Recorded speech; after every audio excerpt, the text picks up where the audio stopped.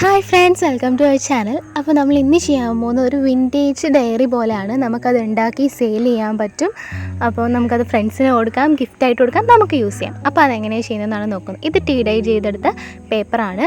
കാപ്പിപ്പൊടിയിലോ ചായപ്പൊടിയിലോ ഒക്കെ നമുക്കിത് ചെയ്തെടുക്കാം. ഇതിൻ്റെ മേക്കിംഗ് വീഡിയോ ഞാൻ ഡിസ്ക്രിപ്ഷനിലും കമൻറ്റിലും കൊടുത്തേക്കാം, കണ്ടു നോക്കുക കാണാത്തവർ. ഇത് വെച്ചിട്ട് നമ്മൾ കുറച്ച് ഗിഫ്റ്റൊക്കെ ചെയ്തിട്ടുണ്ട്. അപ്പോൾ അത് വേണമെങ്കിൽ നമുക്ക് നോക്കാം, അല്ലാതെ ഇങ്ങനെയും ചെയ്യാം. അപ്പോൾ നമ്മൾ ഇതുപോലത്തെ പേപ്പർ എടുക്കുക. അത് ഞാൻ നമ്മുടെ ഒരു വലിയ നോട്ട്ബുക്കില്ലേ, 36 രൂപയുടെയൊക്കെ ഒരു നോട്ട്ബുക്ക്, ആ നോട്ട്ബുക്കിൽ ഒരു പേപ്പർ രണ്ടായിട്ട് കീറിയിട്ടുള്ള ഒരു വലിപ്പമാണിത്. നിങ്ങൾ എത്രത്തോളം വലിപ്പമുള്ള ഒരു ഡയറിയാണോ ഉണ്ടാക്കാൻ ആഗ്രഹിക്കുന്നത്, അപ്പോൾ ആ ഒരു വലിപ്പത്തിൽ നമുക്ക് എടുക്കാം. അപ്പോൾ ഞാൻ ഒരു കുഞ്ഞതാണ് ഉണ്ടാക്കുന്നത്, ജസ്റ്റ് ഒന്ന് കാണിക്കുമല്ലേ. അപ്പം ഞാനിത് എനിക്ക് വേണ്ടി തന്നെയാണ് ചെയ്യുന്നതും, അതുകൊണ്ട് ഞാൻ അത്രയ്ക്കും വലുതായിട്ടൊന്നും ചെയ്യുന്നില്ല. അപ്പോൾ നമ്മൾ ഇതുപോലെ പേപ്പർ എടുത്തിട്ട് അതിൻ്റെ നടുക്ക് കൂടെ ഇങ്ങനെ നൂലെടുത്തിട്ട് തയ്ക്കുക. ഞാനിപ്പോൾ ബ്ലാക്ക് എടുത്തതേ ഉള്ളൂ, നമുക്ക് ഏത് കളറിലെ നൂലാണ്, വൈറ്റ് വേണമെങ്കിൽ അത് വെച്ചിട്ട് നമുക്ക് ഇതുപോലെ ഒന്ന് തയ്ച്ചു കൊടുക്കാം. നമ്മളിതുപോലെ ഒരു 4-5 സെക്ഷൻ എടുത്തിട്ട് ആ 5 സെക്ഷനും കൂടി കൂട്ടിപ്പിടിപ്പിക്കുകയും ചെയ്യുന്നത്. എല്ലാ പേപ്പറും കൂടെ ഒന്നിച്ച് വെച്ചിട്ട് തയ്ക്കുകയല്ല ചെയ്യുന്നത്.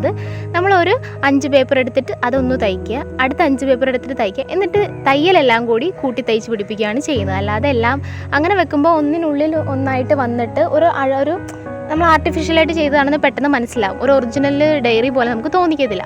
ഇതുപോലെ ഓരോന്ന് സെപ്പറേറ്റ് ആയിട്ട് തയ്ച്ചിട്ട് അതിൻ്റെ തയ്യലെല്ലാം കൂടെ കൂട്ടി ഒന്നിച്ച് വരുവാണെങ്കിൽ ഒരു ഭംഗിയായിട്ടിരിക്കും.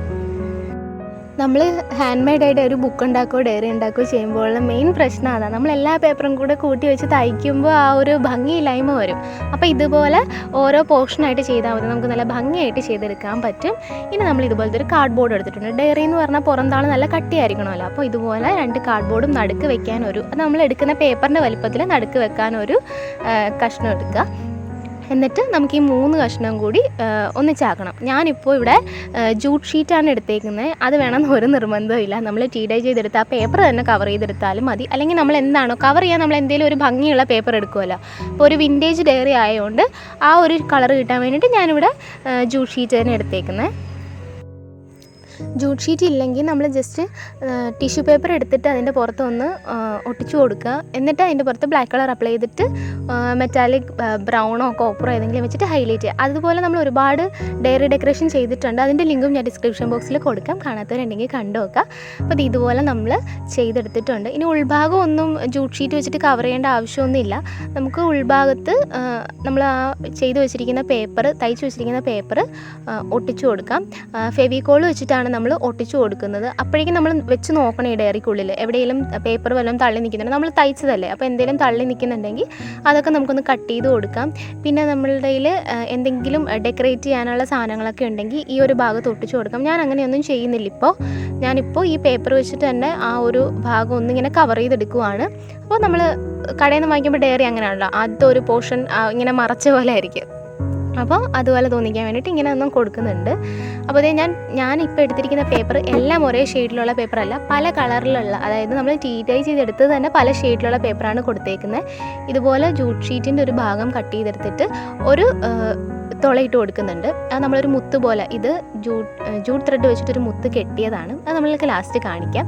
ഇത് പത്രത്തിൽ നിന്നെടുത്തതാണ് ഞാൻ, ഒരു ഇലയുടെ പേപ്പറും ഒരു കണ്ണിൻ്റെ പേപ്പറും. അത് എനിക്കിഷ്ടമായ കണ്ണുണ്ട്. അപ്പോൾ നമുക്ക് ആ പേപ്പർ വെച്ചിട്ട് തന്നെ ഭംഗിയുള്ള കാര്യങ്ങളൊക്കെ ഉണ്ടാക്കിയെടുക്കാൻ പറ്റും.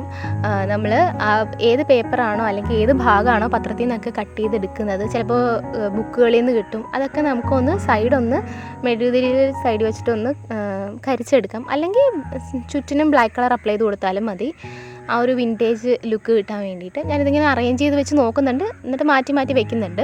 പിന്നെ നമ്മൾ ടീ ഡൈ ചെയ്തെടുത്ത പേപ്പറിൽ ബി ഹാപ്പി എന്നൊന്ന് എഴുതുന്നുണ്ട്. എന്തെങ്കിലും നമുക്ക് നമ്മുടെ കയ്യിലിരിക്കുന്ന ഒരു ഡയറി ആയാലും ബുക്കായാലും നമ്മളിപ്പോൾ ആർക്കെങ്കിലും ഗിഫ്റ്റ് കൊടുക്കുകയാണെങ്കിലും അത് തുറക്കുന്നതിന് മുന്നേ എൻ്റെ പുറന്നാൾ കാണുമ്പോൾ അവർക്കൊരു ഹാപ്പിനെസ് വരണമല്ലോ. നമുക്കാണെങ്കിൽ പോലും നമ്മുടെ ഒരു ഡയറി എന്ന് പറയുമ്പോൾ ഒരു ഹാപ്പിനെസ് വരണം. അതുകൊണ്ട് ഞാൻ ബി ഹാപ്പി എന്ന് എഴുതുന്നത്. നിങ്ങൾ ആർക്കെങ്കിലും ഗിഫ്റ്റ് കൊടുക്കുകയാണെങ്കിൽ അതുമായിട്ട് ബന്ധപ്പെട്ട എന്താണെങ്കിലും അവിടെ എഴുതി കൊടുക്കാം. അപ്പോൾ ഇതേ പുറത്തുള്ളത് കഴിഞ്ഞ് ഇനി നമ്മൾ ആ ഒരു കവർ ചെയ്യാൻ വെച്ചിരുന്ന ആ ഒരു ഷീറ്റ് വെച്ചിട്ട് നോക്കുക, ഇത് അടയ്ക്കുമ്പോൾ കറക്റ്റായിട്ട് വരുന്നുണ്ടോ എന്ന്. ഞാനിവിടെ ജൂട്ട് ത്രെഡ് വെച്ചിട്ട് ആ മുത്ത് ഇങ്ങനെ ഒന്ന് കെട്ടി കൊടുത്തിട്ടുണ്ട്. എന്നിട്ട് നമ്മൾ ആ ഒരു ഇത് വെച്ചിട്ട് അടയ്ക്കുമ്പോൾ അടയ്ക്കാൻ പറ്റുന്നുണ്ടോ എന്ന് നോക്കാം, മുത്ത് ഇതിനുള്ളിൽ കയറുന്നുണ്ടോ എന്നൊക്കെ നോക്കാം. എന്നിട്ട് ഞാനിപ്പോൾ ഇവിടെ അല്ലറ ചില്ലറ ഡെക്കറേഷൻ പോലെയൊക്കെ ചെയ്യുന്നുണ്ട്. ജസ്റ്റ് നർച്ചന ദേവൻ എന്നൊക്കെ എഴുതി കൊടുക്കുന്നുണ്ട്. ഇത് ഞാൻ ആർക്കും കൊടുക്കാൻ വേണ്ടിയിട്ടൊന്നും ഉണ്ടാക്കിയതല്ല. കുറേ റിക്വസ്റ്റ് വരുന്നുണ്ട്, വിൻറ്റേജ് ഡയറി ചെയ്യുമോ, അസ്തറ്റിക് ബുക്ക് ഉണ്ടാക്കുന്നത് കാണിക്കുമോ എന്നൊക്കെ പറഞ്ഞിട്ട്. അപ്പം ഞാൻ ജസ്റ്റ് ഒന്ന് ചെയ്തതേ ഉള്ളൂ ചെറുതായിട്ട്. അപ്പോൾ കയ്യിലുള്ള സാധനങ്ങളൊക്കെ വെച്ചിട്ട് എങ്ങനെ ഭംഗിയായിട്ട് ചെയ്യാമെന്ന് ഒന്ന് ജസ്റ്റ് കാണിച്ചതേ ഉള്ളൂ. പിന്നെ ഞാൻ ഇങ്ങനെ അല്ലറ കുറിക്കുന്നൊക്കെ ഉണ്ട്. ജസ്റ്റ് ഇങ്ങനെ ഒരു പടം, ഒരു മരം, ഒരു ചെറിയ കുഞ്ഞു ചെടി പോലെയൊക്കെ വരയ്ക്കുന്നുണ്ട്. ചുമ്മാ ഡെക്കറേഷൻ ചെയ്യലൊക്കെ ചെയ്ത് കൊടുക്കുന്നുണ്ട്. ആർക്കെങ്കിലും കൊടുക്കാനാണെങ്കിലൊന്നും എഴുതത്തില്ലായിരുന്നു, കൊടുക്കത്തില്ല. നമുക്ക് അല്ലെങ്കിലും പ്രിയപ്പെട്ടവർക്ക് നമ്മുടെ കൈ വെച്ചിട്ട് ഉണ്ടാക്കി കൊടുക്കുമ്പോൾ അവരുടെ സന്തോഷം, അത് ഭയങ്കര ഒരു സന്തോഷം തന്നെയാണ്. അപ്പോൾ ഇത്രേ ഉള്ളൂ. ഇതിവിടെ ഞാനൊരു മുത്ത് ഒട്ടിച്ച് കൊടുക്കാമെന്ന് വിചാരിക്കുന്നുണ്ട്. അവസാനം രമ്യ ചേച്ചി അന്ന് ഗിഫ്റ്റ് തന്നതിനകത്ത് ഒരു നല്ല ഒരു മുത്തുണ്ടായിരുന്നു, അത് നമ്മളിവിടെ ഒട്ടിച്ച് കൊടുക്കുന്നുണ്ട്. അപ്പോൾ അത്രേ ഉള്ളൂ. എല്ലാവരും ചെയ്ത് നോക്കുക. നമുക്ക് പ്രിയപ്പെട്ടവർക്ക് ഗിഫ്റ്റായിട്ട് ഉണ്ടാക്കി കൊടുക്കാം, ഇതുണ്ടാക്കി നമുക്ക് സെയിൽ ചെയ്യാം. ഇതാണ് ഞാൻ പറഞ്ഞ മുത്ത്. അപ്പം അത്രേ ഉള്ളൂ.